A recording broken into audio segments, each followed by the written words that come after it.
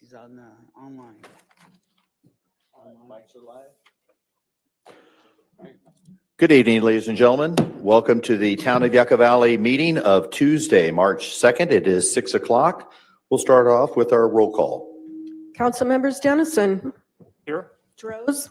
Here. Lombardo. Here. Schooler. Here. And Mayor Abel. Here. All right, we're going to have our Pledge of Allegiance and also our invocation. Tonight's invocation is Pastor Wayne Morrow from Desert Hills Presbyterian Church. And I'm going to have our council member Droz introduce who's leading the pledge tonight. All right, thank you very much. We have Mr. Joseph Candelaria online, and he will be saying the Pledge of Allegiance with us. He will be starting it. And he is the Vice President of the Student Government at Copper Mountain College, ASCMC. And he's also the representative for the state, Region 9 for Copper Mountain College. And I do want to say he's a non-traditional student because he wanted to be a musician, and a little bit later in life, instead of in his teens, he decided to go to Copper Mountain College, and now he's on the student government. So Joseph, would you like to start us with the Pledge of Allegiance? Hello, I'm Joseph Candelaria. Before we start the Pledge of Allegiance, I just wanted to say that thank you guys for having me. I'm honored to do this, and that as we say these words together, we think about the founding principles that America was founded upon, that we are a country, give us your weak, give us your poor, give us your tired. And yeah, so I will begin. Put my hand over my heart. Do I stand? There we go. I'll stand up. There we go. United States of America. I pledge allegiance To the flag of the United States of America and to the republic for which it stands, one nation, under God, indivisible, with liberty and justice for all. Thank you, Joseph. Pastor Morrow, thank you for joining us online as well. Yes, let us pray. Dear God, we're so grateful for this town. We're grateful for all the activity we see with our utilities being worked on and our roads and our sewers. So we're grateful for the progress. We're grateful for the caregivers. We're grateful for the protectors, for the teachers, for the mentors, for the college students. We're so grateful to live in this town, and we give you thanks. Lord, we are sorry if we ever fall short of being the good neighbor on our street or in our work or in our school. And Lord, we ask that you would strengthen us to be a better citizen in the future. And Lord, today we pray for those that are most vulnerable, for those that are hungry, for those that are cold. We pray for those without proper shelter. We lift up those seeking a better education. And we particularly in this time think of those sick, especially those sick with COVID and those treating them. And we ask that you would give them endurance and health and help us to fight the good fight and come through this COVID-19 disease. And we just give you thanks and ask for your help. Amen. Amen. Thank you, gentlemen. Appreciate that. We're going to start off with a very special presentation. We have Dr. Darren Auden, who is serving as our superintendent and president at Copper Mountain College since July of 2019. The president has previously served in education as the vice president of instruction and student services and the dean of academic applied academics and workforce development at Yucca College. Before attending Yucca College, he was a faculty and vice chair, Department of Mechanical Engineering at Cal State University, Chico for 11 years. My dad coached at Sacramento State, so I apologize. His educational career has spanned responsibilities for traditional CTE programs and so forth, which are actually some of the programs that are now available at Copper Mountain College. In addition to the higher education experience, he's made significant private sector executive and technical experience in engineering and worked for small startups all the way up to Fortune 500s. And now, for from the Chicago Bulls. No, number, Dr. Otten, thank you so much for joining us. Thank you all. I truly appreciate the opportunity to provide a brief update about what's going on at Copper Mountain. And I apologize for the bio, that was extensive for what we're talking about here. It is truly an amazing opportunity anytime I get a chance to talk about what's going on at the college. I couldn't be more proud to be part of the institution and ultimately our students. And this evening you got to see one of our students, Joseph Candelaria, who not only obviously represents Copper Mountain College as Councilmember Droz noted, he also represents students across the state up in Sacramento. And that is something that I have to say, just recently I was on a statewide call, and there Joseph was representing the smallest institution in the entire state on that level. And that is something that we all should be very proud of as we kind of navigate the future. And that's really what I'm here to talk about today, is a little bit about where we are, what we're doing, and where we're going. And this last year, and as it was noted, I've been on this gig now about 18 months. And whether you look at that in dog years or whether you look at that in the fastest 18 months I've ever seen, I don't know, because it's a blur, and it's the longest period we've all lived at the same time.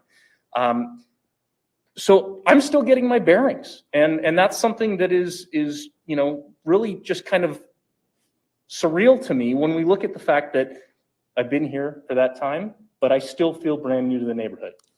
So a couple of things I want to provide you all some updates on. First and foremost, Copper Mountain College does continue to maintain good standing with ACCJC, which is our accrediting body. Recently, you may have seen some newspaper articles where there were some findings, and there are some findings that we are continuing to work on. These are continuing processes that go back to the original visit. I am comfortable that we have all the things that will be in place needed to meet our accreditation requirements on an ongoing basis for the college. Currently, for the spring semester, we are primarily online. However, there are in-person activities that are currently going on. So, for example, we have in-person healthcare, nursing, EMT, fire technology, auto technology, in-person laboratories that were difficult to convert. Starting in the middle of this month, we're actually going to be coming back with some of our in-person laboratories around the sciences that are also difficult to convert. I do have to say, going back to now a year ago, which think about that for a second, March 14th through the 17th, somewhere in that window was when the world stopped, right? Copper Mountain College managed to pivot all of our courses online last fall. Now, was it perfect? No. Did we learn a whole lot? Yes. Are there things we're ultimately going to take away from this experience with the pandemic that are going to help us? Yes. Have there been some things that we've identified that are significant challenges, I think, not only for Copper Mountain College students, our community, but students in general? Absolutely. And I'll brief you a little bit on that in a second. But for spring 2021, we are primarily online with the exception of some of the instructional modalities for laboratories. Our summer session is going to be, again, fully online. In the fall, we are going to be closer to what looks like the traditional mix of on-ground and online education that's typically there. Our intent at this point is that about 30% of our schedule, perhaps as much as 40% of our schedule, will be online in the fall, with the balance being in a traditional modality. That's best case scenario. Right? We are all prepared, and the one thing we've all learned in the last year is flexibility and the ability to pivot if needed. And so right now, given what we know, given the guidelines and the guidance that we currently have from the state chancellors, CDC, everything that we're all dealing with, that is the intent for right now. COVID-19 has been a definite challenge for all of us.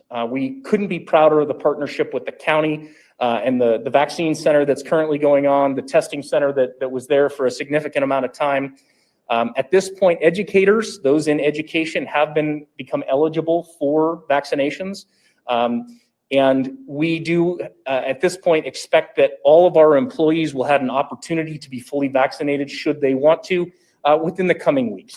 And so that's something that I think we're really excited about as we look forward. MUSD has also been doing the same thing with their employees and looking back towards, what the future kind of holds.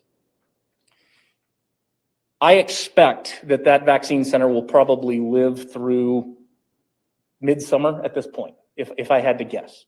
I will say that most of the nurses over there that are administering the vaccines are traveling nurses.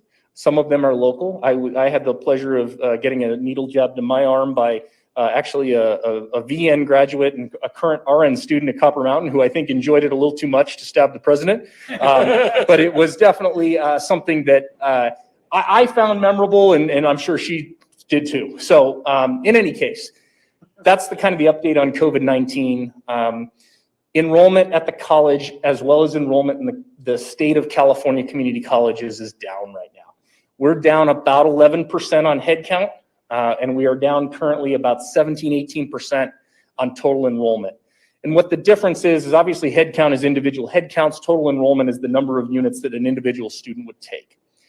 Now, Copper Mountain College is currently operating in a hold harmless environment. So from a financial standpoint, it's not an immediate cliff, but it definitely is something we're very concerned about long term. We are making an ongoing push with our late start courses. We're making an ongoing push with trying to make sure that students understand the opportunity to essentially go to school free.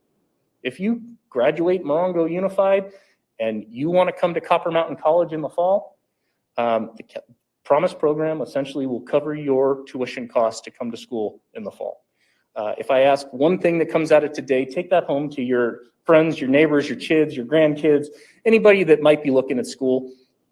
Cost should not be the barrier for anybody to go to school.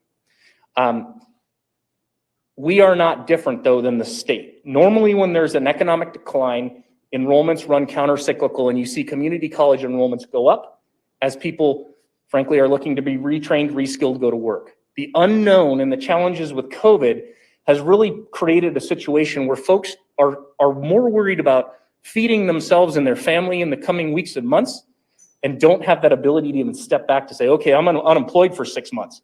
They're waiting for the phone call that says, hey, you can come back to work because the restaurant's reopened.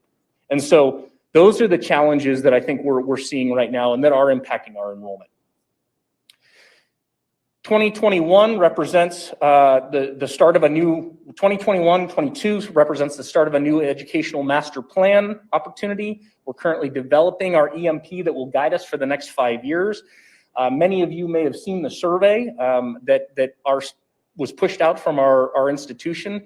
I'm thrilled to say when we did that about a month ago, we got over 280 responses from community members who responded to our survey to help us inform our educational master plan.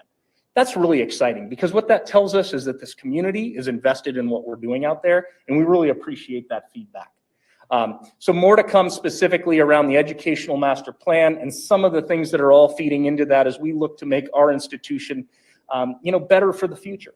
And really what that looks like as well is that for most of you in this room, you probably know this, but Copper Mountain College is 20 years old. 2001 was when it became an independent school from College of the Desert. And with the college foundation, we are starting our celebration of that 20 years. Because if you think about what that college and how that college was founded, how it began, it was the work of the community. It's truly the only community college in this system that really puts community in the community college name. And we are working to honor that legacy. So for each one of the next coming 20 months, we're honoring individuals who were founders, patrons, those people who helped build that college over that last 20 years. Starting at that particular, after that, we'll be adding probably one more individual or group or family, whatever it is, on an annual basis to really recognize the value that this community has for this college. And I have to say, for me, that's the greatest thing I can ask for working at an institution. As we look towards the future, and you'll see the tagline down here, honor the legacy, change the future, create tomorrow. And that's what we're looking at as we frame the next 20 years. We've been here 20. What do the next 20 look like? And that's really an exciting proposition when you're looking at all the things and all the changes that are going on in the world right now. Education is a 120, 130-year-old business model. The first disruptor that we have truly seen in education has been COVID-19. You've seen some things around the fringes of education, but this truly has given us an opportunity to look at education in a way that I think will impact it for the future. Part of that future planning and what we look to do, you'll see some exciting things about some alternative energy projects and expansion out there at the college. You're going to see us looking at how do we serve our community and how are we aligning our programs for the local employers and where our community expects our students to have educational opportunities. Because the thing that we learned from COVID is that they all have more options than they ever had before, and people have become comfortable in a different learning modality. You might live in Yucca Valley, you might live in Joshua Tree, you might live in 29. You no longer have just Copper Mountain to choose from. You can go anywhere. So our value proposition has to be very strong about how we align with work, how we align with transfer, how we align with community. That is ultimately where we have to go as an institution. A couple of just quick updates on some exciting things going on. Out at 29, most of you are aware that there's a Project Phoenix going on. We've got a joint culinary project going on there that will ultimately lead through a transfer degree. MUSD has dual enrolled courses, both at Yucca Valley as well as ultimately out in 29 that will plug into our program for a certification that ultimately can transfer down to CSUSB in their hospitality program. Starting on April 5th, I believe it's April 5th, if I recall the date right, our Wildland Firefighter Academy is kicking off, which is a short-term certificate that will put wildland firefighters on the front line in California by mid-June in externships. What we've learned about firefighting and the fire season in California, it's now year-round. And so the opportunities are pretty exciting around that particular project as we go forward. Just today, I shared with the city manager here, as well as several municipality leaders within the region, the latest workforce assessment program. And I didn't come here or a workforce assessment document for the college. I didn't come here to specifically talk about that, but I will gladly come back if there are questions. But that really looks at where the future of the jobs are in the next 4 or 5 years. But you'll see that some of the things that we're talking about right here, in particular in government service and in some of the hospitality areas, are continuing opportunities. Finally, as we talk about what the future of education looks like, I indicated that COVID has dramatically changed the expectations of our students, the expectations of our employees, and how we ultimately navigate high quality education in a safe environment that meets those expectations of everybody who's involved, I think is our biggest challenge. On top of that, for everybody who's ever spent much time in a college environment, there's a sense of community or connectedness you feel to the institution. You become one. At Copper Mountain, you become a fighting cacti. But with everybody being remote, that stickiness, that connectedness is something that's very difficult to foster that sense of remote or online community. As we look towards the fall, this is our biggest priority, is to reconnect our students, our staff, to each other and to our institution. We're looking at ways that we may be able to do that through recreational opportunities that may include things like rock walls within our Bell Center, but also, how do we build that sense of community? And I implore all of you to think about that, because I think all of us who've been operating in this virtual world need to start thinking about how do we reconnect the people. For us, that's the critical item, I think, for education. And so I look for people's help as we do that. We all know that Copper Mountain College, the workplace is going to look different. There's an expectation of some remote working, which I think is a positive thing for us who are space challenged out there. We can hot bunk offices, and I'll tell you what, that starts to look pretty good from the standpoint of space utilization. So there's some huge opportunities that come out of this. I think the access that comes out of it, huge. Biggest challenge that we've got when we come to the future of education, though.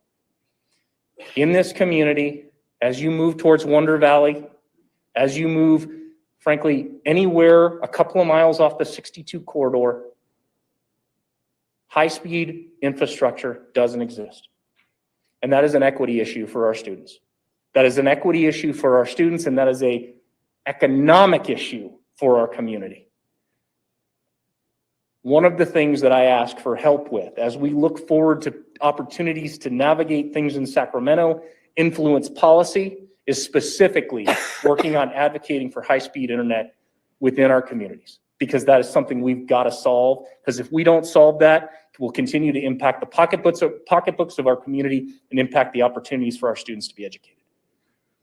So that's really what I have to say today, and I can't tell you, I'm more than happy to take any questions, but I'm thrilled to be here. I love talking about the place. I'm excited about the stuff that's going on out there. We got cool stuff happening.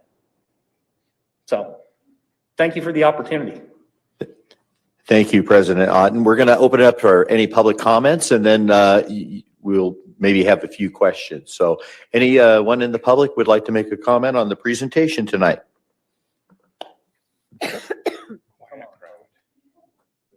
All right. Left him spellbound. And hearing and seeing none from the online community as well, we'll bring it back to the council. Council comments, questions? I'm not supposed to ask questions, but I'm under directions from my wife. We see how that went. I'm glad you noticed. Do you see Copper Mountain College having an opportunity with things like drones, robotics, 3D printing in the future of these career technical areas? So one of the things that's unique about the California Community College structure, as well as the opportunities, is that I think that there are opportunities for the college to explore workforce-aligned programs for anything that we can show significant demand. Now, that's the issue, is that you have to make sure that we can connect it to actual employment. And so while there are some peripheral opportunities that have shown up around things like drones right now, and there is a growing marketplace for that, on a regional basis, there hasn't been significant infrastructure investments specifically in either ag, military industrial, or other regionally yet. But the bottom line is, if there is a need, we do have opportunities to lead around serving the workforce development. You said that you just attended a conference on future workforce needs. Can you elaborate a little bit briefly for us? Well, so one of the biggest challenges on identifying what the future workforce looks like is no one knows exactly what the specific technologies are. Most of the time you see the conversations relying back to expected skill sets and growth mindset kind of discussions around how do people take skills that they learn over here and apply them to the new world that they're now experiencing. So what I do have to say on that is that I think in the big picture, and this even comes back to our accreditation conversation at the beginning, gives us an opportunity to really look at, do the alignment of our institutional learning outcomes, meaning whatever degree you came from, does that ultimately provide you the flexibility, the critical thinking skills, the public speaking skills, the communication skills, whatever those kind of general thinking, applied educational tools are to whatever field is there. So yes, I dodged your question because no, I don't know exactly what's going to be the technology of tomorrow, but I can tell you that ultimately, as we look at servicing the local employers, we'll make sure that the programs are aligned. And part of your drive with the college is to make sure that you're teaching those critical thinking and those abilities to integrate other technologies into a project. Or I think the only thing that we can say is that we know that change is constant. Right? Yeah. That's the only thing we know about the future. And so that ultimately those, I don't want to call them soft skills because I don't think they're necessarily soft skills, and that undermines the idea of things like critical thinking, because that's not a soft skill, but it should be an expectation of any college graduate. Great. All right. Thank you. I'm excited for the future. So am I. Well, you're well known for the quality of students that you produce with the nursing program and with the fire academy now. So, yeah, seeing the expanded programs, and as you know, there's a lot of need in the trades and so forth. My mother used to work for LA Trade Tech as an administrator there, and they had a lot of wonderful programming there that helped people find employment right from the community college right into the workforce. So you bring that expertise, and I'm sure that's one of the many reasons why you were hired for this particular college as well. So we thank you for that. Any other questions? All right. Thank you Seeing very none, much. thank for the you time again for tonight. being I really here. appreciate the Good job. opportunity. Thank you. Have a good evening. Wonderful. Thank you. We'll move on to the approval of the agenda. I would ask the council to consider, with legal counsel's approval, that we add an additional public comment section that be added before the the department reports tonight. So we're not eliminating the one at the end of the meeting because somebody might arrive late thinking they could come and speak. I'd like to add an additional public comment section here before the department reports. Is that fine, legal counsel? Sure, yeah, not a problem. Do we have consensus with that? I agree. Can I get a I'll motion move. for that? I'll move approval of the agenda with that addition. I'll second. Always good to hear from the public. Motion is second. Councilmembers Dennison, Yes. Droz, Yes. Lombardo, Yes. Schooler, Yes. and Mayor Abel. Yes. We'll move on to the consent agenda. All items listed on the consent agenda are routine matters or formal documents covering previous town council instruction. Items are enacted by one motion and a second without separate discussion unless a member of the town council or the public or staff, a member of the town council or staff requests dialogue on a specific item at the beginning of the meeting.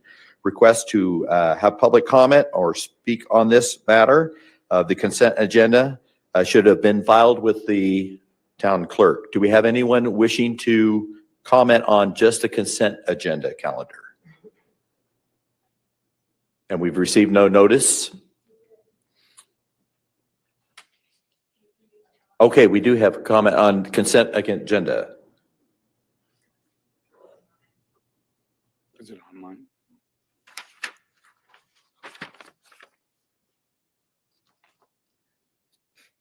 Joseph, did you have a comment about tonight's consent agenda? I misunderstood. No, I don't. I had a comment on the last thing, but never mind. Oh, I'm so sorry. And the president's not here, but thank you for attending tonight. Thank you. All right. Hearing and seeing none, we'll bring it back to the council for approval of the consent agenda.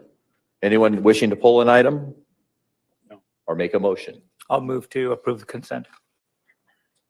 Second. Second. Oh, go ahead. Councilmember Schooler seconded. Councilmembers Dennison, Yes. Droz, Yes. Lombardo, Yes. Schooler, Yes. and Mayor Abel. Yes. We'll move to public comments. The town council takes this time to consider your comments on items that are not on the agenda.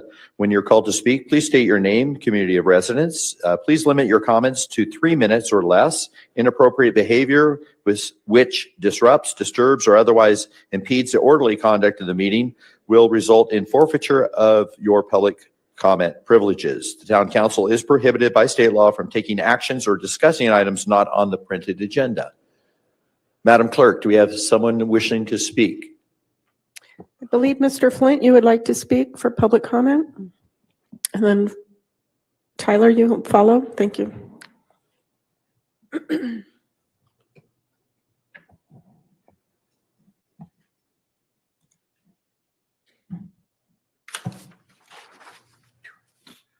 Thank you. My neighbor to the west, name is Bozina Dan, who's 94 years old. She recently had a knee replacement at her age, which surprised me, and is now in a rehab facility healing because they're afraid she's going to be falling down till her knee gets completely healed. Her husband died several years ago, and we help her as much as we can, yard work, other chores, occasionally groceries, things like that. Last week, I was doing the weekly watering of all her plants, which are many, and noted that her sewer pipe hookup, where it will go, from the septic tank, which is marked, to where the visible depression is, where the stub out pipe is, goes straight between two small Joshua trees, within a couple of feet. And the pipe direction was determined a year and a half ago when they put the street pipe in long before the Joshua tree new rules came out. And I do not know for sure, but from knowing her husband and her, as we visited over the years, she's probably living on her late husband's retirement. He was an engine mechanic in the Air Force for many years. And with the major cost of the sewer, then the cost of the hookup, then the monthly operation fees, which will go on forever. After the hookup, I know she's going to have a hard time paying all the additional arborist inspections and whatever requirements that he comes up with.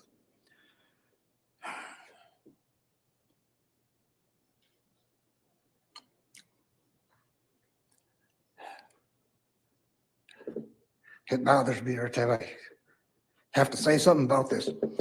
Bozina was born in Poland and was taken prisoner in her teens by the Nazis and made a slave laborer. She's one of not too many that have survived. And this is one of the reasons we'll do almost anything to help her. And as with many of your other residents, she's going to have a hard time paying for all these things.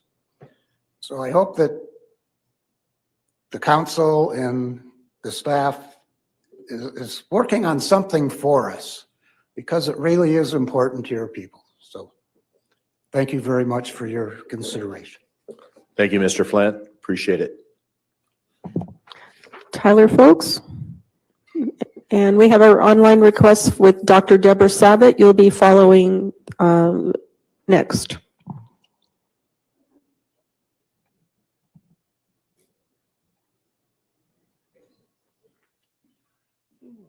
Good afternoon, Town Council, staff, and Mayor.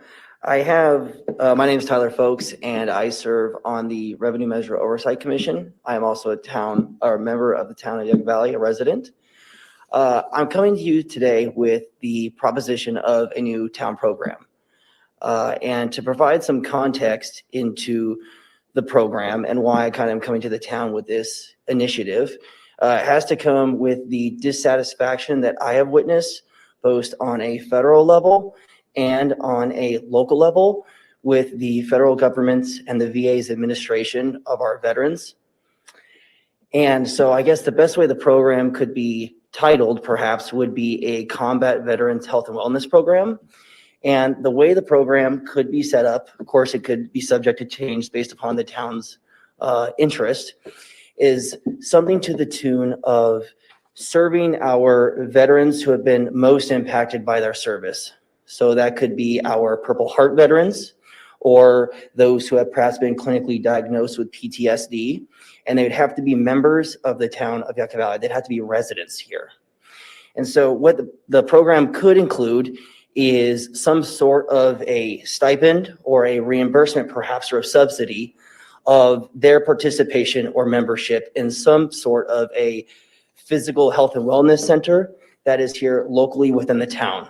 So that could be a subsidy up to a certain dollar amount for their participation in a local gym that is not corporately owned, or it could be their participation in a physical rehabilitation place that is here within the town's jurisdiction, or perhaps the town could even evaluate the potential of exploring some of the psychiatric participations for a health and wellness program.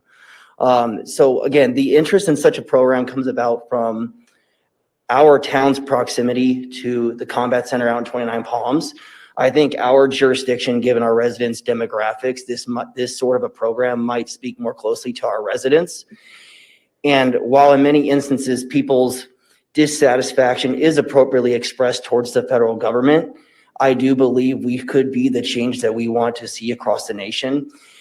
And if, for instance, the town were to create such a program, let's say that had a cap of $250 per participant, and there was any concerns regarding a program becoming excessively expensive, you could cap it at 100 participants. That would be $25,000. And again, such a program could be limited to those who are the most greatly impacted. So just to go over, again, some of the possibilities, it would have to be a town resident.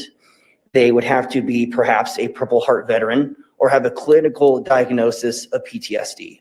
And now I understand quite appropriately when people hear about expenditures coming from local government or from any form of government, there is a knee-jerk reaction in opposition, and rightfully so. I definitely appreciate the town council and the city's management of our funds. The town has $11 million budget, which is operated quite slim considering the amount of residents that we have. So I really appreciate the management you guys have put forward. Putting this program into context of other town programs and initiatives we've already done, we have budgeted over $100,000 for nonprofit organizations here locally. We've also have spent money on business grant programs in response to COVID relief. So essentially what this program could do is cover the expenditures with spending money on actual residents within the town who essentially signed a social contract with our entire nation to protect us. So we have some individuals of which have had high costs that they've experienced personally that would come to a minimal cost from the town. Thank you very much. Your time's expired, but if you can put something in writing, please make sure our staff gets that so we can consider or have some further dialogue. Sure, thank you. All right, thank you very much. And we have anyone online here? Deborah Savitt. Oh, okay, wonderful. Hello, everybody. How are you this evening? I hope well. I wanted to bring something new this evening that I have thought about for quite some time since I've moved up to Yucca Valley. It's been almost 4 years. And I actually spent time going back to 6 months or 8 months of your meetings. And it really kind of hits at home with me because I'm a chaplain for hospice. And I'm also a resident of Yucca Valley. So I do enjoy the prayers of the pastors that come in, and I want to say thank you to all of them for doing that. And I think that's wonderful. But what I'd like to see myself personally is more religious, cultural diversity in the prayers. So has the town council thought about bringing in like some of the Buddhist monks? We have some of them out in Landers. I'm sure they'd love to come. I can't really speak for them, but I bet we could get them to come and do prayers. We have the Yucca Valley Center for Spiritual Living. We have the Catholic Church. I haven't seen, now I could be wrong, but I haven't seen any of those churches or different religious, churches or temples being asked. How about Jewish rabbi?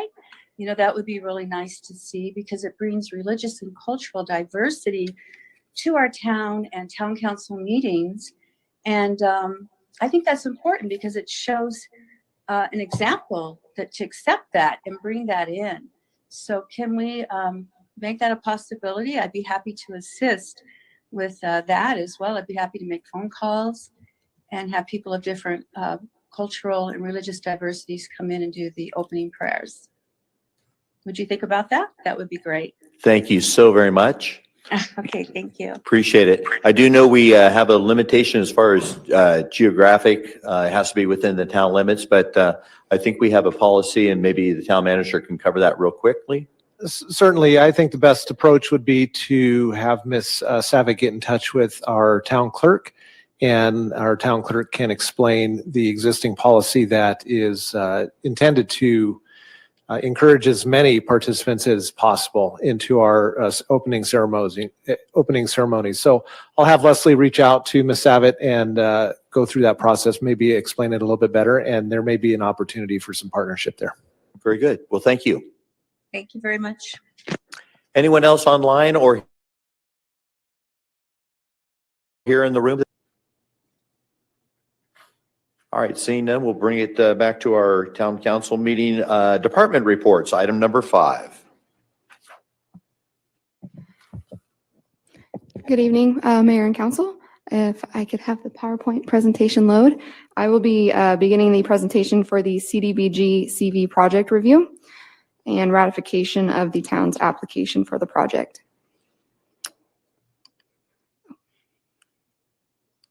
There we go. Okay, so the CDBG CV program was initiated through the CARES Act in May of 2020, and the town received an initial funding allocation in May for our $100,000. The projects were specific to COVID-related activities, and you can see a list there of the eligible activities. They align with what CDBG normally is allowable, such as public service activities, public improvements, economic developments. The focus for CDBG is usually low to moderate income areas and benefiting those residents. So as you can see here, the original CDBG CV1 project allocation was $100,000. The town council approved a project application for the senior center and community center kitchen improvements. The project requirements were due to the FSA meal program, which has increased due to COVID-19. And with that, some of the kitchen equipment has been exceeded capacity. And as you'll see here, has been around for quite a while. And so the project was to improve those items. The new allocation is for the round 3, which was allocating $90,000 to the town. The application was submitted in January for that full $90,000. And so one of the recommendations for you this evening is to approve that application. So I'll click through some photos here, and I believe Curtis will chime in. I'm not as familiar with the facilities, so he'll be able to provide you some insight. But I believe this is the senior center kitchen. Jordan told me this afternoon that she hasn't even been into our senior center kitchen yet. So I'd be happy to comment on some of these pictures. So, every once in a while we have these opportunities that come before us that normally oftentimes we're either trying to plan our maintenance or sometimes it is even reactive where we have to fix something after it breaks. But occasionally we have times where funding is made available where we can be proactive and we can improve some of the infrastructure that we have. This is one of those times through the federal government's CARES Act funding. Incidentally, this funding is from round 1, which was approved all the way back in May of 2020. So those funds, many of those funds still haven't been spent. These early pictures here are from the senior center. You can see the range there, the double ovens. Some of the equipment is still fine and will not need to be replaced. Others will. I think we would start by highlighting this beautiful piece of equipment. I wish we had a picture. I don't think we have one of the inside. It's a combination unit, refrigerator, freezer, both. And the limitations on space were made readily apparent earlier this year when FSA began to consolidate their meal preparation for the whole week at a time. Got into a point where they didn't even have enough capacity to be able to freeze the food that they were using and had to use additional facilities outside of the town complex. So I think they were using for a while. Some of the other restaurants in town made their facilities available for use as well. So this is something that's dated. We run into maintenance issues. We may be able to use some of the additional space that's there, consolidate the standalones. So sounds like a lot of money, $190,000, but anytime that you get into these built custom refrigerators, freezers, they add up pretty quickly. So moving on to the way that the grant application is written, it encompasses both the senior center as well as the community center. We've had some conversation with our public health folks at the county level to identify and understand what we could do here behind the wall in terms of limitations for what type of kitchen, whether it's a commercial kitchen, warming kitchen, et cetera. We do have some significant limitations unless we kind of take it to the next level, but there are certainly things that we can do with the funding that's available. You can see some of the equipment that we have there is just really not much more than just residential equipment. So this will give us an opportunity to make some of those changes in a way that will take advantage of the federal funding. So the recommended action for you this evening is to allocate the entire town's fiscal year 2020 through 2022 CDBG CV3 allocation for the senior center, community center kitchen improvements, and then ratify the staff's submission of the application to San Bernardino County, which was submitted on January 28th. Please let me know if you have any questions. All right, we'll move it to public comments. Anyone would like to make a public comment?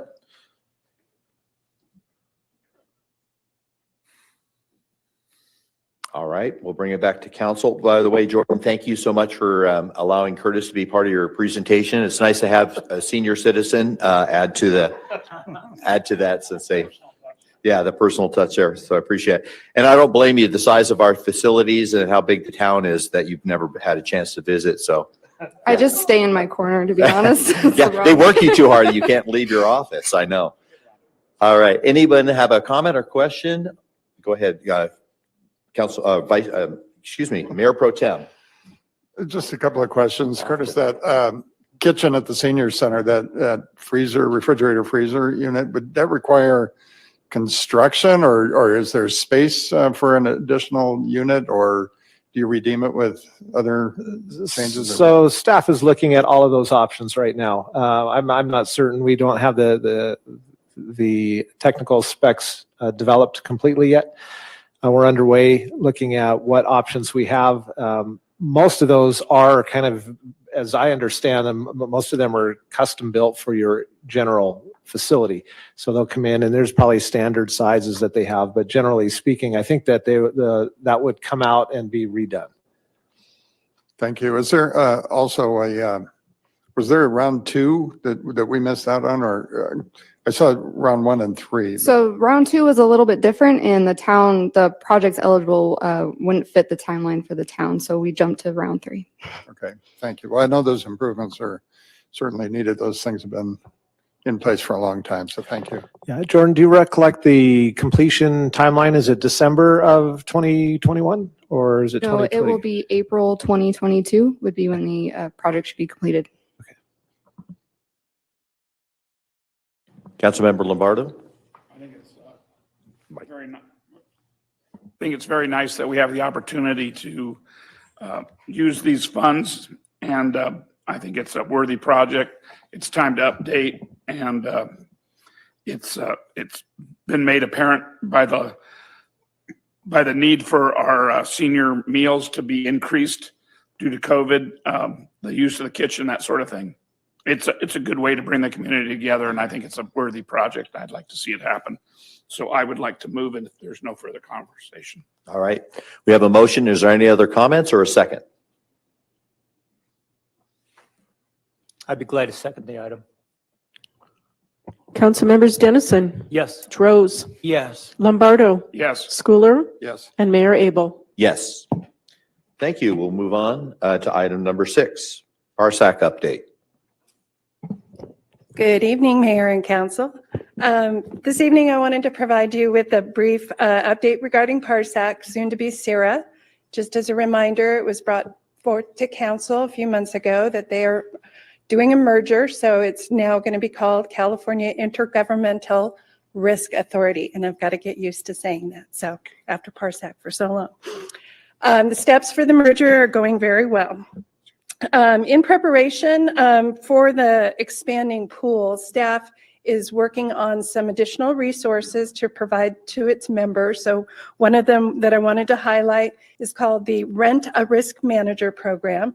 And so a representative from CIRA would visit each member agency and do an assessment such as safety inspections, review of contracts, ergonomic assessments, those kinds of things, and provide recommendations to those respective agencies for any improvements that they might want to look into. So there was a similar program that Parsac had offered before, but it was conducted every 3 to 5 years.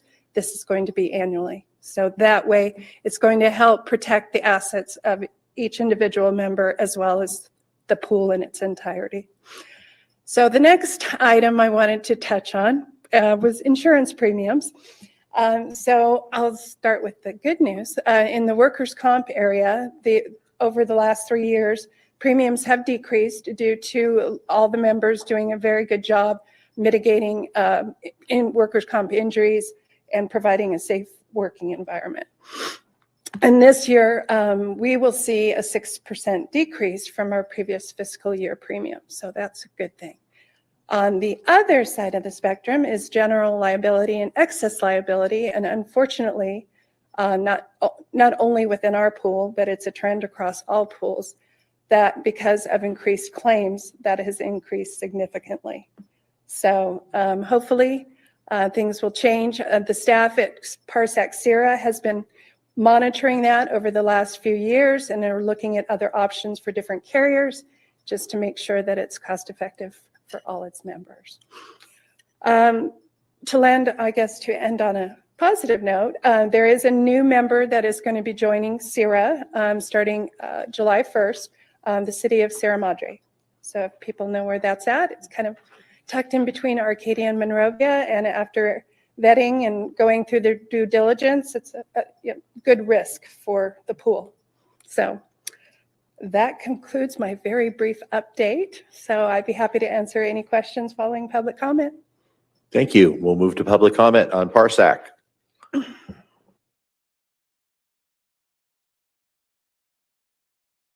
All right. We'll bring it back to the council. Any questions or comments? Motion to receive and file we don't need, but we're going to receive and file it. Go ahead. Deb, can you explain the rise in the cost of the coverage for the insurance would have been regardless of whether we joined forces, and probably is better because of our joining forces. Correct. It's less. It's just, It's correct. not affecting us as much as it would have if we were on our own. Right. Like we Correct. were earlier. It's just a trend, again, across all pools with, dangerous condition claims, unfortunately, police liability claims. Right.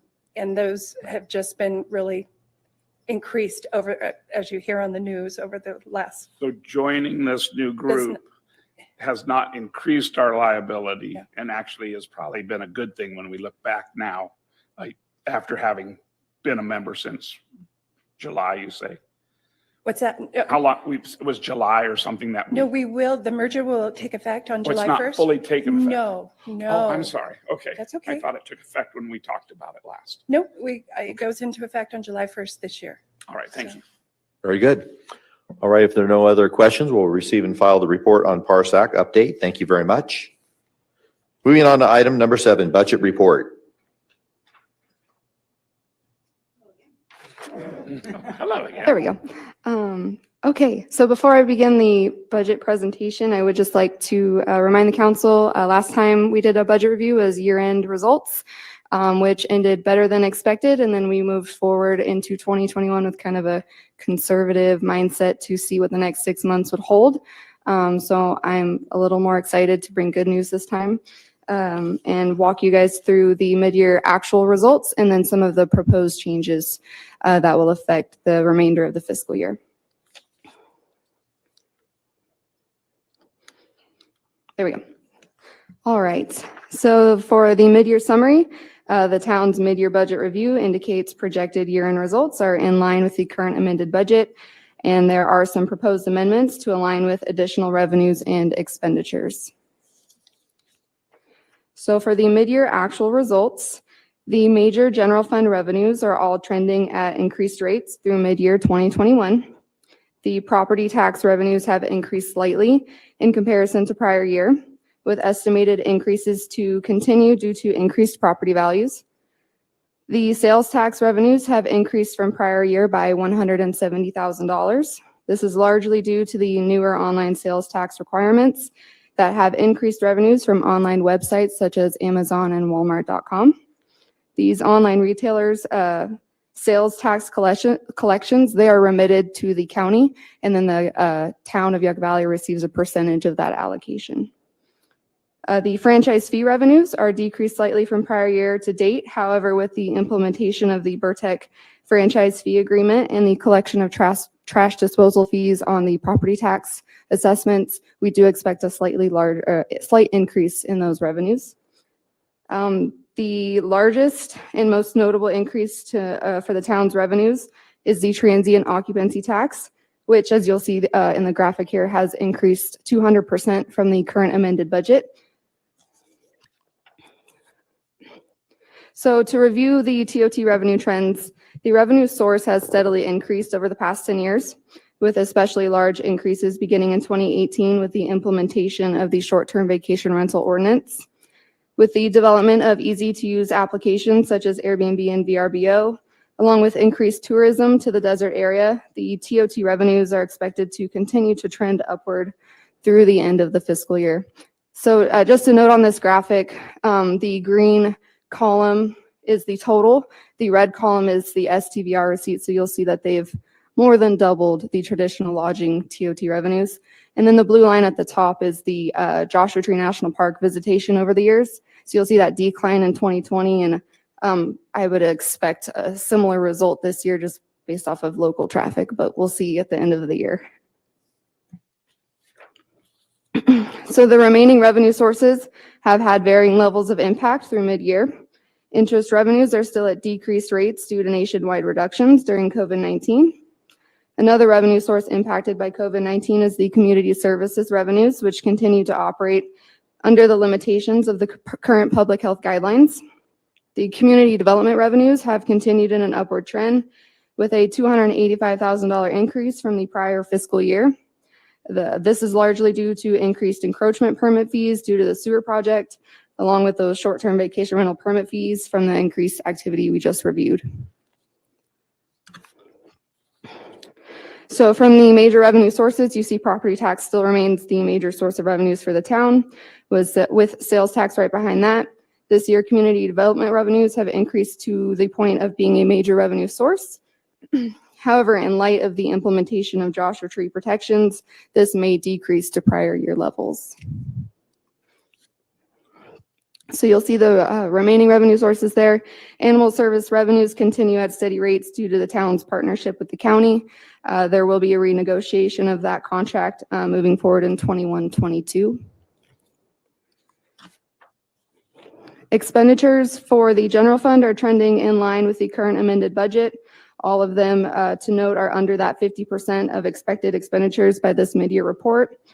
Particular items to note of mid-year is the inclusion of the $627,000 payment to CalPERS for the pension stabilization reserve policy, which is to continue the town's strategy to fully fund the pension liability.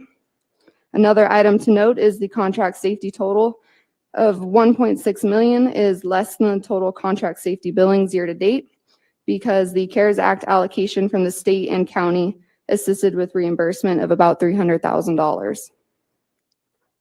The operating supplies and services remain in line with expected expenditure patterns. So you'll see those general fund expenditures trends. They report relative increases based off of necessary increases year to year. The comparison I would like you to note on this graphic is the decrease in contract safety costs that are depicted in this current fiscal year. This is due, besides the reimbursement from CARES, is also the increased allocation from Measure Y, which is subsidizing about 1.8 million of those contract safety costs. So you'll see here there's the actual contract safety costs for this year, which shows that 6% increase year to year that's currently being funded by Measure Y. So here are some of the proposed amendments based off of the review of the mid-year actual results, along with the projections of revenue trends. There are 3 revenue sources recommended for increase through fiscal year 2021. These are relatively conservative estimates, and as revenues continue to be received since January and even this last week of February, I can say that those total amounts will most likely be on the lower end of what's actually received. So the proposed increases of the fiscal year 2021 budgeted expenditures include appropriations for personnel services, operating supplies and services expected through the end of the fiscal year, and the budget appropriation of the pension stabilization payment. The total net impact to the general fund is an increase of $412,000. So here's the list of all of the proposed amendments to the general fund. Excuse me. The personnel service expenditures recommended include the 2.5% cost of living adjustment previously reviewed and approved for allocation by the town council at the previous year in review. In addition, it is recommended for an allocation for the COVID-19 disaster relief payments as the reimbursement to town staff for expenditures incurred through the current COVID-19 protocols. Staff estimated expenditures incurred from March 2020 through the end of fiscal year 2021 and expect these payments to be reimbursable through future federal state funding programs. The remaining expenditure increases reflect upcoming projects and professional services through the end of the current fiscal year. The total increase to general fund expenditures is $346,400. 400. The town's reserve policy range is currently approved at 50 to 55% of the current fiscal year's appropriated expenditures. With the proposed budget amendments, the general fund's balance is projected at 64% of operating reserves. So for the special revenue fund budgets, there's a really long list in your agenda packet of a lot of different proposed amendments. So majority of those resulted from the completion and final reimbursement of prior year projects that were completed under budget. So the result of projects when they're completed under budget is the return of appropriated funding to their source fund. So 2 examples of those projects are the Outer Highway Sidewalk Project and the Yucca Valley Elementary Sidewalk Project. Both projects appropriated additional funding from Measure I to accommodate estimated costs to complete the project. The projects were completed under budget, and the funds can be returned to the Measure I fund. So that's what the majority of those transactions are. In addition to the fund transfer, the Capital Project Reserve Fund includes proposed allocations from the vehicle reserves to accommodate 2 town vehicle replacements, along with the budgetary allocation from reserves for the Town Hall Vehicle number 3. And then finally, the Measure Y and Measure Z funds include proposed revenue increases based off of the mid-year actual results and projections through the end of the fiscal year. So just briefly, revenue measures Y and Z, these are the revenue trends since their inception. You'll see with an increase of the $500,000 proposed through fiscal year 2021 for a total of $2 million in annual revenues, the fund will most likely increase to prior year levels. So that concludes my presentation. The recommended actions include receiving and filing the mid-year budget report for fiscal year 2021, adopting the resolution amending the 2021 general fund and special revenue fund budgets as identified in Exhibit A and B, to approve the amendment to the 2021 salary schedule. I would like to note you've received a corrected copy, as well as for the public at the front. There was a calculation correction on the schedule, so you have that with you. And then to approve the COVID-19 disaster relief payment policy as identified in Exhibit D. I'd be happy to answer any questions. Move to public comments on the budget report for 6 months ending December 31st, 2020. Yes, please come forward. You'll have 3 minutes, Mr. Flint.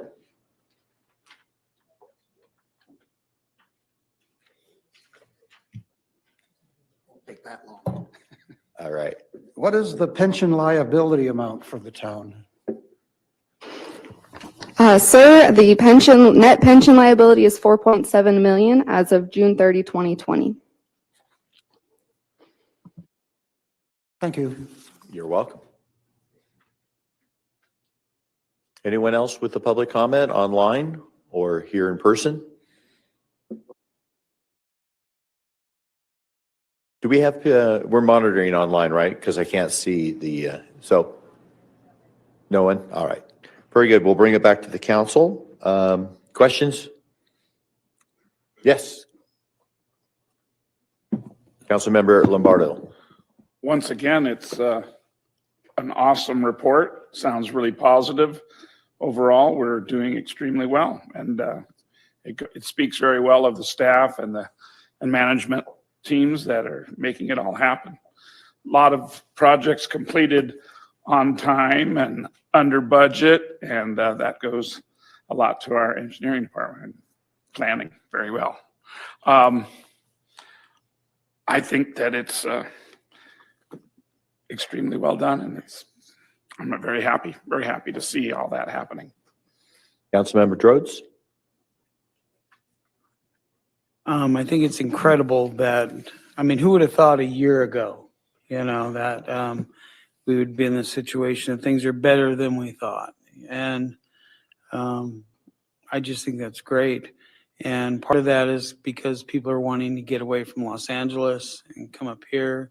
I think I heard on the radio today that the national park, Joshua Tree National Park, was the 10th most visited national park in the country. And that's pretty incredible. So that's why this is happening. I'm sure other cities and towns don't have the luxury of having a national park next to them. But thank you for the great report. Thank you. Any other council member questions? I have a couple questions for you. First of all, do you know the expiration date of Measure Y? Because a lot of this funding that we're getting is because of the blessings of the community in passing those measures. Do we know when that will expire? Curtis, can you remind me what that date is? All right. 2026. All right. Yeah. So 2026, and then so that's something to take into consideration, because that has really changed the economic picture and been able to have us increase law enforcement and other things that have helped the community in a lot of ways. I had a question on the increase in the swimming pool. There was an increase in expenditures. Why are we needing more money for the pool?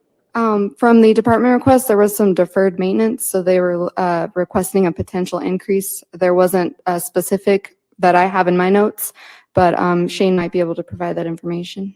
Okay. I would just caution that we don't want to put a whole lot of monies into a pool that might be being replaced. And we're coordinating with the school district on those types of repairs that may be classified as significant and upcoming.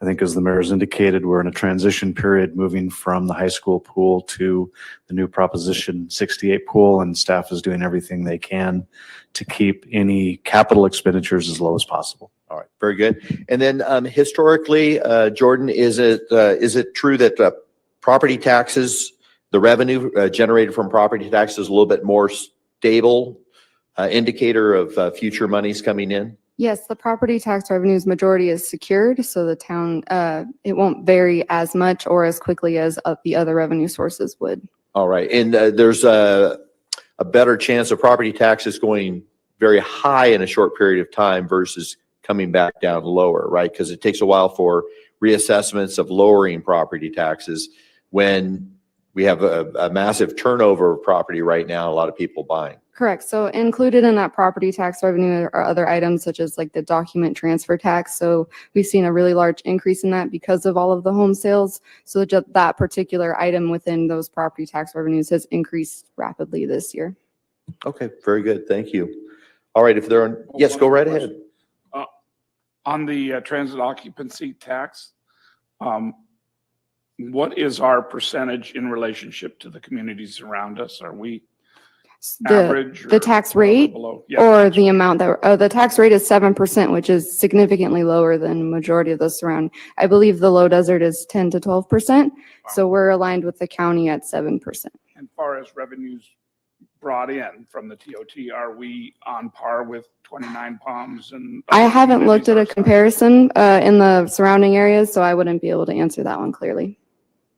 And I know that the county has to be seeing a big increase in their revenues as well because of the vacation rental numbers. And as Councilmember Rhodes mentioned, we're getting a double benefit in a lot of ways from that, because not only are we seeing property values go up, but we're also seeing people stay longer and more days throughout the year, and they're spending money at the stores and filling up with gas, and they're staying here locally versus just traveling through. So question. It's very good. Yes.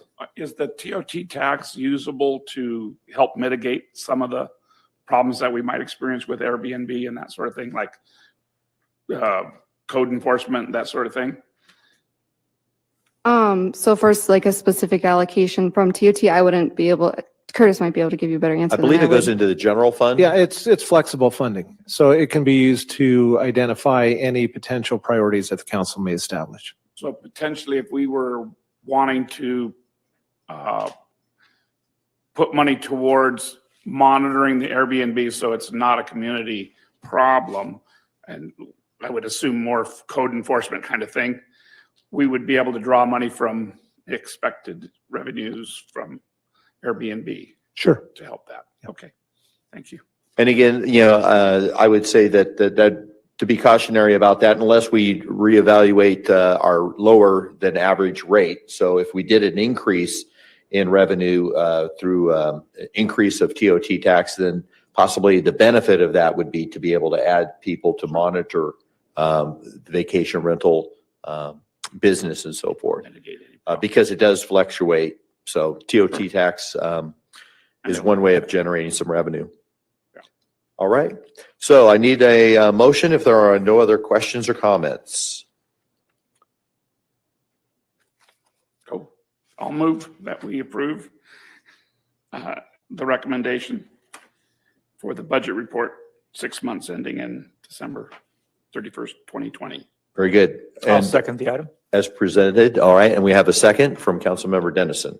Councilmember Dennison, Yes. Droz, Yes. Lombardo, Yes. Schooler, Yes. and Mayor Abel. Yes. Very good. We'll move on to department report number 8. Debt management policy review. All right, this is the most exciting item of the evening, I'm sure. So actually, this is just a conversation, and I think you'll get the gist of it as we move through it. In your agenda packet, we included the council's already approved debt management policy. We're going to use that kind of as the launching point for our discussion this evening on what that means to the town in terms of future activities. And so let's just start with the summary. We're going to receive and file the background on the existing debt policy, but more specifically, talk a little bit about the future public facility financing needs that the town may have and how that has changed over time. So as you know, the town has a number of guiding documents that we use for various purposes. We'll let this get back to not me. There we go.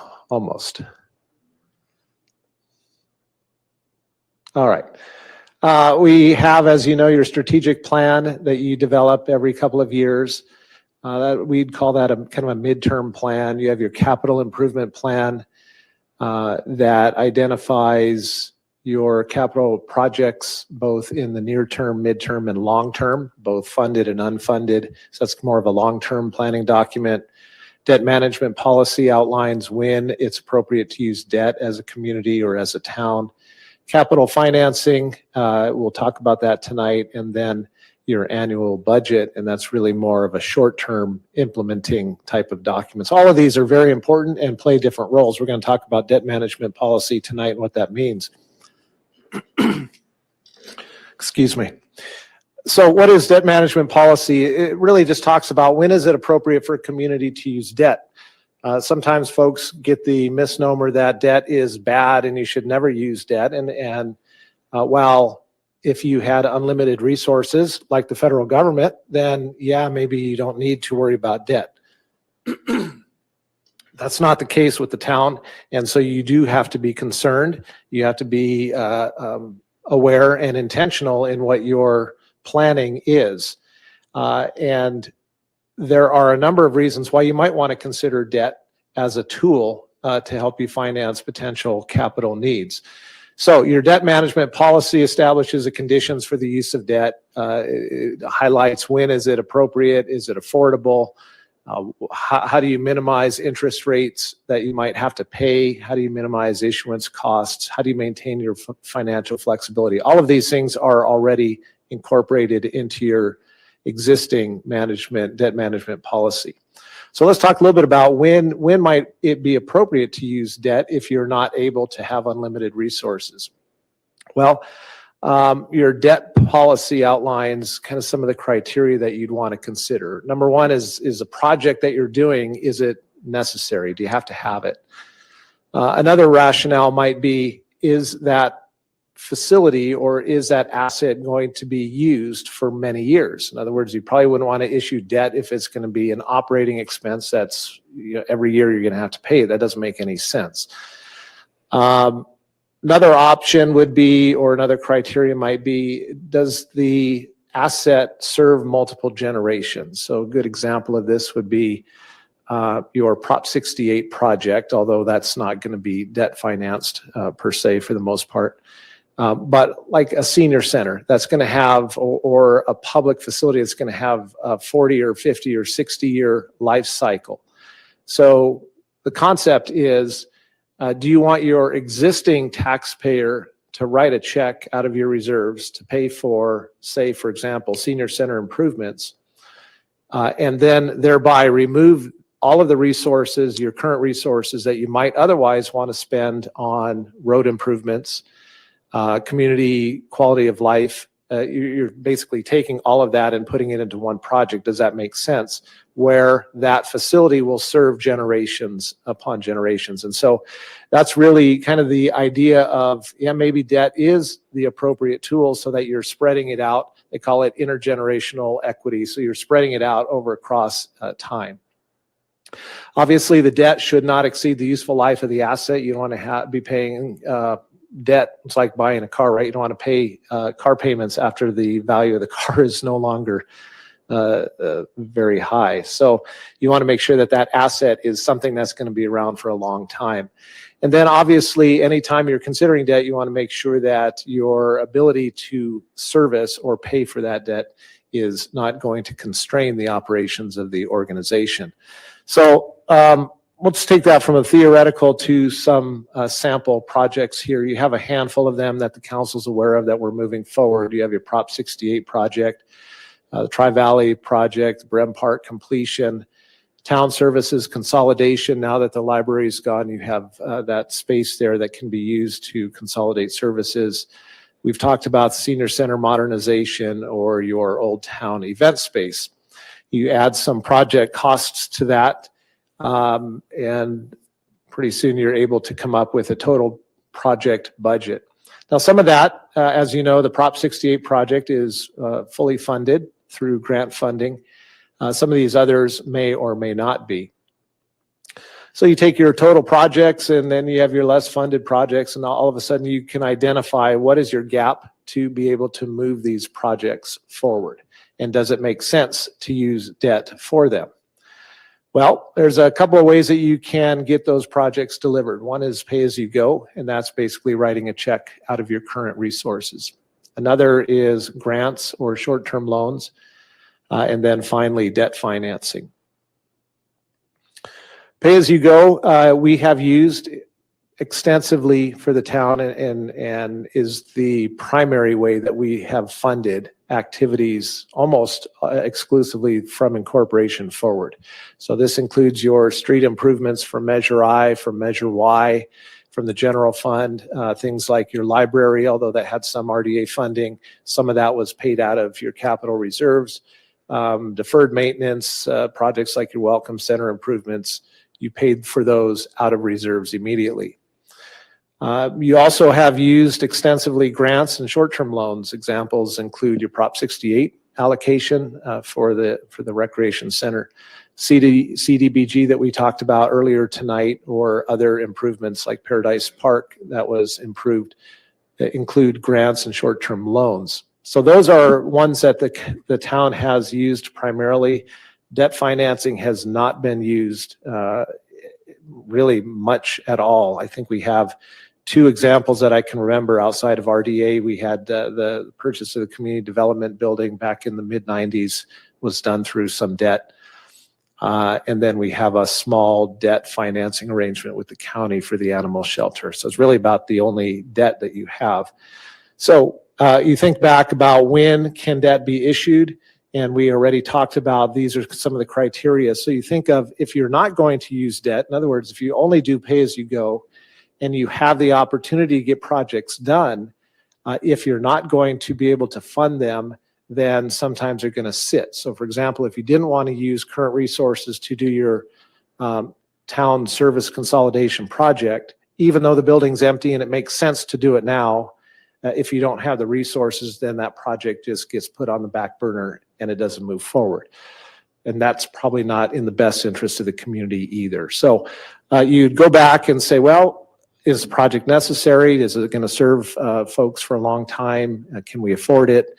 Does it make sense to do it at a certain given time? And if the answer is yes, then we can look at debt financing as a tool to use. Couple of quick notes on the town's strengths. When we talk about if you're going to enter into the market, is it a good time to do it? Is the organization prepared to do it? The town right now is in a fantastic shape. You have minimal long-term facility debt that we already mentioned. Jordan talked about the balance sheet as you have both your year-end results from fiscal year 20 as well as what we're projecting for 2021. Extremely strong balance sheet, stronger than it's been ever in the history of the town. And that would likely result in a strong credit rating, which you'll see some benefits to that in just a minute. Secondly, you would look at the interest rate market. Does it make sense to use debt right now as a tool? And by all measures, it is a good time to be doing that if you're going to have to use debt. So interest rate is, the interest rate environment is very favorable. You'll see that. There continues to be strong demand for municipal issuance. And then as inflation pushes up, then tax advantaged issuances like the town might be able to use makes sense for a lot of investors. That ends up keeping the rates down. As an example of that, a couple of quick pictures here showing you historical graphic of rates. So the rates there on the left-hand side, starting even as recent as 2012. These are for 20-year issuances. They have the high, average, and low. So you can see even as recent as 2013-14, debt issuance was around 5%. 2021 right now is some of the lowest rates that we've seen in a very, very long time. This is looking back a little bit further. This is or actually a little bit shorter time frame. Just that drop from 2019 to February of 2021. You can see that rate where we're at now. If you go back further and you want to look at historical from the 1970s, you can see where we're at today relative to the last, I guess that's 50 years. So you're basically at historical lows for any type of debt financing, even with a little bit of a bump in the last couple of weeks. And then lastly, this just shows you the value of being a strong credit that we talked about. So I think when we did our last issuance as a redevelopment agency, we were I think a BBB credit. I would expect that we would be improved from that today. And you can see that's the spread there between your different credit grades for the issuance. So by all measures, very, very inexpensive relative to historical terms. So where do we go from here this evening? This is really just an introductory concept discussion for the council. We're not in any point or place yet to bring you any specific proposals. We're going to continue to develop our budgets. We're going to continue to look at what our projects are. We'll bring those projects back to the council for your input, for your prioritization of which ones you want to see moving forward and how fast you want them to move forward. And then based on that information, we would develop what financing options look attractive, what might be recommended for the council and the community to consider. And then internally, there's steps that we can take to ensure that we have the team assembled, the pieces in place so that if and when we're ready to go to market, that process is able to move forward pretty seamlessly. So with that, the recommendation again, just to receive and file the discussion this evening, provide input as the council desires, and happy to answer questions after public comment. Thank you. We'll move it to public comment. Anyone wishing to make a comment on tonight's presentation of debt management policy review? All right. Seeing and hearing none, we'll bring it back to the council. I had a couple questions for you. First of all, you gave an example of multi-projects. So you could possibly fund a bond and cover a multitude of different projects, not just each project gets a separate debt. Yeah, I think there's, you'd have flexibility in how you structure that, for sure. Okay, so you could do multiple projects with just one bond, perhaps. Yeah, we didn't go into the types of financing that you have, and I think it would depend, but generally speaking, if they're in the bucket of public improvement, public facility improvements, you can, for example, on I believe on a lease purchase arrangement, you would be able to bundle certain public facility projects together. Okay, and then could it be used to also to perhaps pay off current debt that we have? Well, there's really not that much. I don't think there's any debt that we would pay off. We have the one with the county, but that's an arrangement that is advantageous for us, so we would just leave that. Okay, and then it could be used for, could it be used if you did a partnership with other outside agencies? So For example, we heard tonight about really the need for high-speed internet, and that would be beneficial to the town because more and more people might want to move here and live here and work from home. So that's an entire industry. It could help with the health district because I've heard that they're needing more and more people to be able to be online for health services, that you can have doctor visits over the computer. It could help the community college, which we heard from the president, as well as the school district, which is having problems reaching students via online because of the lack of internet. So could it be a debt that was in joint partnership with other agencies, or could they take, would they be separated as far as their use of funds? Yeah, I mean, you could always do, generally what happens is if you're going to have combined debt or if it's going to benefit multiple people, then you enter into like a JPA and you would establish it that way. On a project like that, I think it would be nuanced on whatever the characteristics of that project would be. So you'd have to figure out a joint participation agency or something of joint people that might be able to then go after a bond. Yeah, or if it made sense. So like, I mean, so for example, on your hypothetical of broadband internet, I mean, if the town wanted to establish it, you could do the project and then base the financing on the potential revenue source, where you're then marketing out that broadband to other entities that they would enter into some kind of agreement that gives you revenue to pay for that project. And it could be also used for large scale road projects, any kind of project then basically. Sure. Okay. Any other questions or comments? I like the idea about the very low interest rates at this particular time and benefiting our residents for years to come. But also anytime you take on debt, you're also taking away revenue or opportunities for future councils because it has to be done within the budget. And if we're using future funds, then that sort of handcuffs some future councils. Council member Dennison. Yeah, I just wanted to mention that this is something that really fits in with some of the strategic planning we've been doing, our community outreach and what services people in our community are looking for. And I think a lot of the things that we've been working on, staff has been working on and putting together shovel-ready projects that we know are a benefit already to the community. They are items that are needed. We spoke a couple of times about the senior center today. We saw images of its need for improvement, consolidation of our services so we have a better workflow. And that's what it's all about efficiency. And I think we've got a really good track record. We've seen this in the community. The work that the staff and the crews and the entire town has been doing, that we remain very conservative with our budget. We do not throw money at items that are just a thought. These are things that are planned out. And some of these options that we have to move projects forward at this time, where bond rates are very low, the lowest I've ever seen them. I look at some of these projects as kind of like a house. You buy a home, you're going to live there for quite some time. Most people finance those items, and it's something that they take great pride in. And then at the end of the term, it remains valuable for that family. And this community is our family. So these are items to think about. It's just a good conversation. So I thank staff today for bringing it forward, talking to us about another option that we have to present to the community and see what direction we want to go. So I like the presentation. Thank you very much. Mayor Pro Tem Schooler.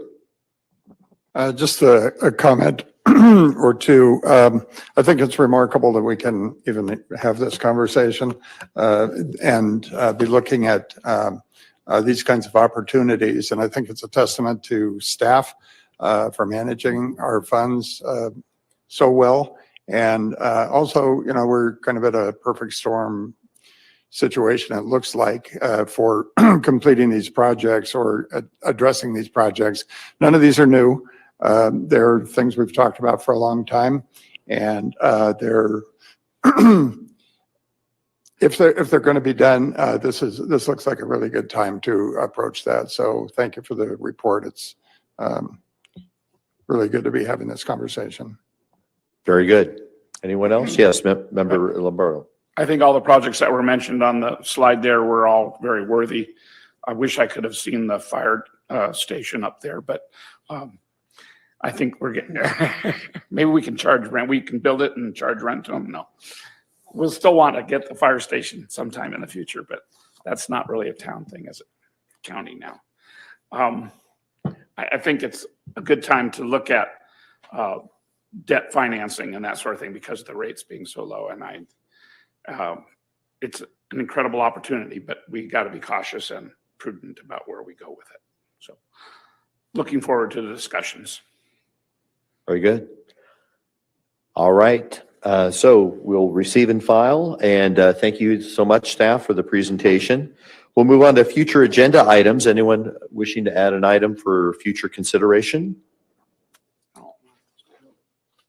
Mayor, I'd like to see if we could pursue this conversation about what might be able to be done on behalf of citizens that are facing this connection to the sewers and Joshua Tree issue. I'm not sure what the town can do, but I'd be interested in at least exploring that. Yeah. Do we have anyone else wishing to explore that possibility? I do. All right. Yeah, I think it's worth All right. exploring. I believe that's that situation is one of where the water district is the one in charge of the sewer and the wastewater treatment facilities and people hooking up. And I'm not sure what can be done, but perhaps staff can give us some type of a report or what the options are. Let us mull on that. Okay. Figure out how to present that in a way that is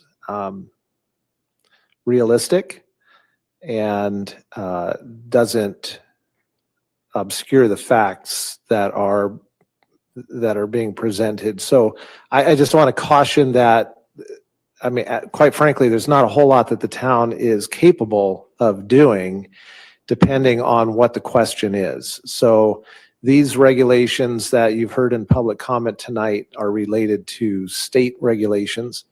And that's one of the downsides of the town stepping up and attempting to assist our residents in being able to provide them a path forward in terms of dealing with, for example, the Western Joshua Tree issue. So now, because the town's involved, then the town council hears some of those concerns, and rightfully so. We don't dismiss that at all at the frustration of the homeowner, for sure.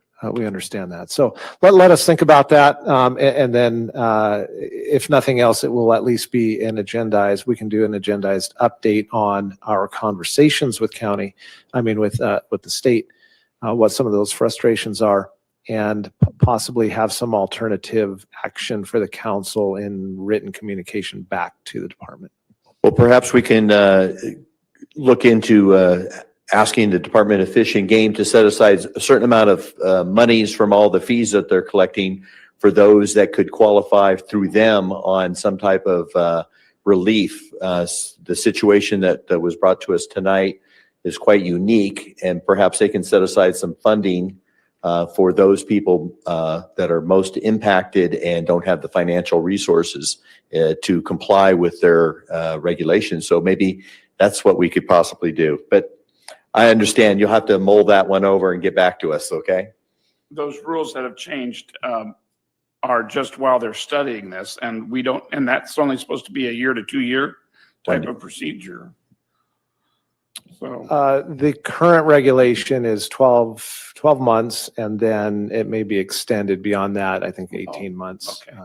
Likely that would be followed it up. won't by have a some- decision in 12 months. It may be All extended. right. They should. And we can't go into any further detail because it's not on the agenda, but thank you. So let staff, perhaps, are you okay with that, council member or Mayor Pro Tem? The staff sort of look into it and get back to you? All right. All right, sounds good. All right, if there's any others? I don't know. I like seeing staff squirm a little bit with our requests. All right, we'll move on to public comments. I gave you an opportunity to leave early, at the beginning of this meeting, and you two gentlemen didn't take me up on it. So I'm going to also extend an offering that you normally only get one opportunity for public comments. So if there's anyone still here that's put in the time, I'm going to offer an additional amount of time if you have any other additional public comments that are different than the one you've already brought forward. So this time we open up for 3 minutes of public comments per person. Is there anyone wishing to make a public comment? Very good.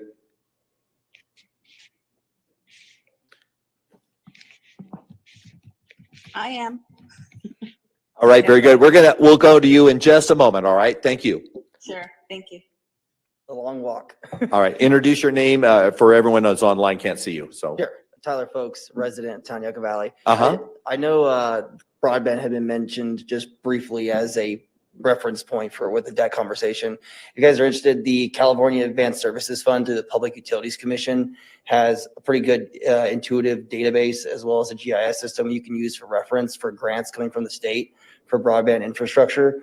It's quite useful, as well as Spectrum as a local ISP. They'll also meet with town staff and discuss their plans as they apply for CASA funds through the state. So that might be something worth looking into. It's a very helpful resource that I found. And the state also released a broadband master plan at the start of this year, which encompasses their plans for integrating broadband across the state, because that's going to be a major initiative for them. So that might be worth looking into. Just one final note, kind of touching on what I mentioned before. It's a rather grim statistic, but 22 of our veterans commit suicide per day, according to the VA. So our meeting's gone for an hour and 37 minutes. So it's likely that just over the course of this discussion today, at least one veteran's committed suicide during this discussion. So the program I mentioned earlier, be local funds spent on local residents within local businesses. So I think it meets some of the things we're trying to achieve with our nonprofits and our business grants that we've given during COVID. So I hope it's worthy of consideration. And on a final note, I just want to say thank you guys. Working in local government, I realize it's very rare, if ever, that someone comes and says thank you. Normally people only come to a meeting to express discontent with something. So I just wanted to express as a resident, I appreciate all the time that the town council has put in, as well as staff and your efforts. It definitely is appreciated and it doesn't go unnoticed. So I thank you for the time to speak, and I hope everyone has a great night. And also, if anyone wants my contact information to follow up on anything I mentioned today in regards to the program, the staff has my contact information as well. So I appreciate it. Thank you so much. very good. Anyone else within the room that would like to make a public comment? All right, we'll move to online. Yes.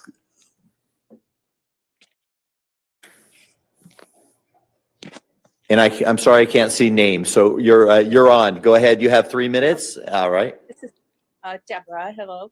Okay, first of all, I've lived here for almost 4 years, and in reference to the sewer project, was still an extra expense without the Joshua Tree being approved by the CFW originally. Now, I know there's a little more expense now. They have to be careful with the trees, which I'm happy about. But there was an expense originally, and I want to put a question to the town council. Could we have negotiated the grants better a little bit originally, or something like that, to help people out who can't financially afford this very well? I feel like when you're making these comments, you're trying to put it all on the Joshua Tree. But when I came here, there was already a lot of expense associated with it. Now, I know there were grants, and I appreciate that. But some people felt like some of those could have been negotiated better.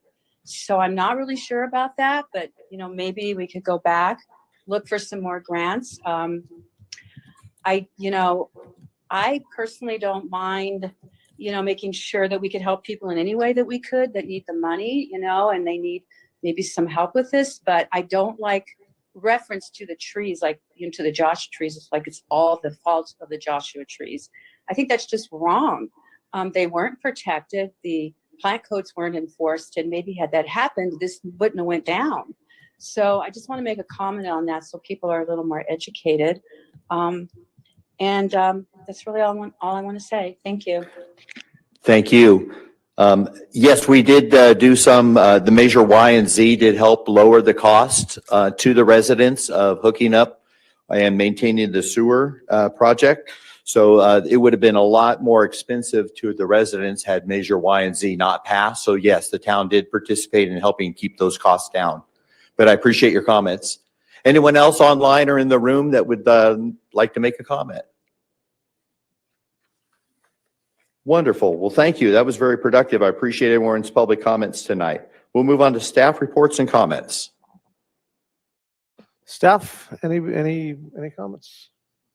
Okay, just a couple, Mayor and Council. So as you know, the federal government continues to work on the stimulus plan that the president is advocating for. So we're keeping our eyes on Washington, see what ends up coming out of there. This is the one package that likely will include something for local governments. The other one directly for local governments. The others have not. So we'll keep you apprised as that moves forward. The budget information that's coming out of Sacramento seems to indicate something similar to what you heard tonight with ours, in that the state is doing very well. There's no current grab coming for local government revenues, so that's always encouraging. We'll keep you posted on that. Wanted to give you an update on the, we had a couple of folks calling and asking about the town's involvement in rodeo and the potential for rodeo, generally speaking. And I'm going to have Jessica, if you could bring up that one graphic here, we'll talk about that.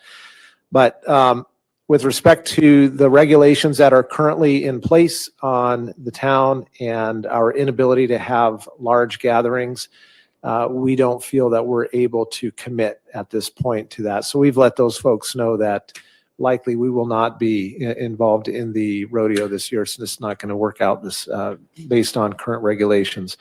Go ahead and scroll down to the bottom of this one. Yeah, okay, there's a tab right there. If you can click on CDPH monitoring, right where your arrow's at, just to the right of that. Up, yeah, that one right there.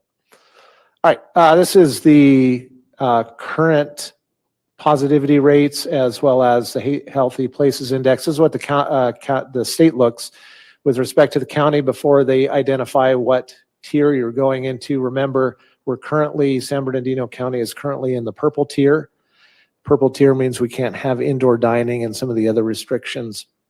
You'll be wondering why, because we have already gone through the red tier and are headed toward the orange tier.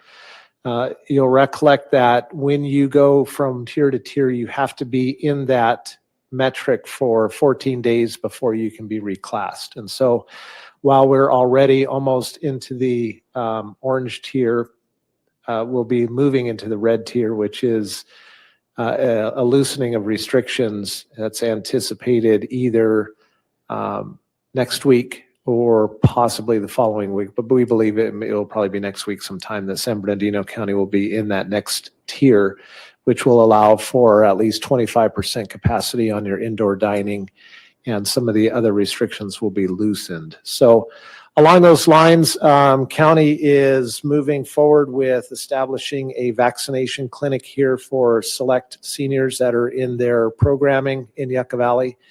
That is currently scheduled for the first shot vaccination on March 12th, followed up on April 2nd and that's going to be either at our senior center or here in the Yucca room, as the case may be.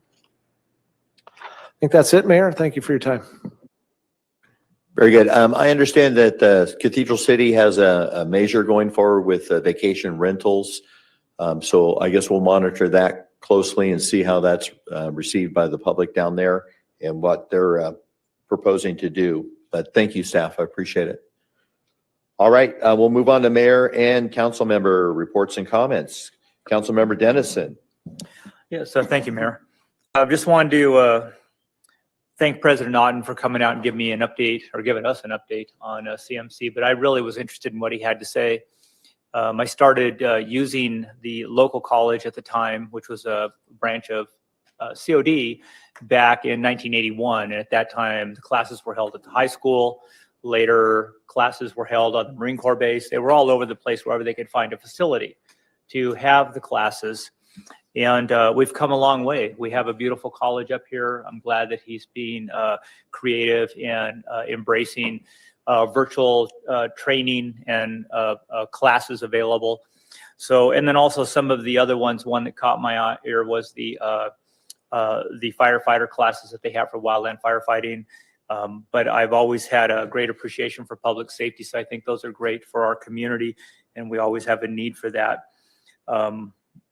We have a good relationship with our public safety partners. They keep us updated. They make our community feel like everything's running smooth, and it is. But that's not without their hard work and their sacrifice and battling every day. Some of the restrictions they have for social distancing when you're asking them to come directly and help you. So those are things they deal with all the time. They have had exposure problems in both areas of law enforcement and fire and EMS. So thank you to all your crews for sticking out there and keeping our community safe. I wanted to say something about the public comments today. One thing about public comments that came earlier, and every single comment was about helping someone else. And I really appreciate that. We had comments that came out here and talked about how they could help their neighbors, how they could help those that have maybe some conditions with PTSD or whatever it is. Those things really help a lot. And we also had one doing more reach out so we can be more diverse. So public comments are appreciated in those realms. We don't always hear things where every single thing was about someone else besides us or them. So thank you for that. That's all I have for today. Oh, one more thing though.